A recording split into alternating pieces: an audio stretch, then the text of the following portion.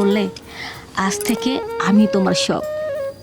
সেদিন থেকেই তো আমি তোমাকে মনে প্রাণে বিশ্বাস করে নিয়েছি এবং তোমাকে স্বামী হিসাবে গ্রহণ করেছি। তাই বলবি তো, আমি তো পুরো ভয় পেয়ে গেছিলাম। আর যখনই তুমি আমাকে ডাকো তখনই তো আমি সিঁদুর লাগিয়ে আর এই শাখা পরে তোমার ও কাছে আসি। তার মানে তুই এগুলো আমার জন্য পড়িস?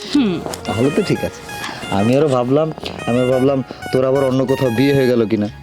তাহলে তো শোনো। জানিস আমি তাহলে তোকে ছাড়া তো আমি বাঁচবো না, তাই না?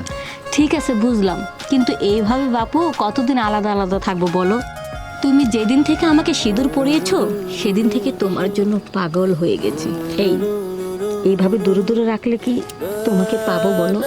কি যে বলিস, তুই হয়তো জানিস না তোকে আমি কত ভালোবাসি, তাই না?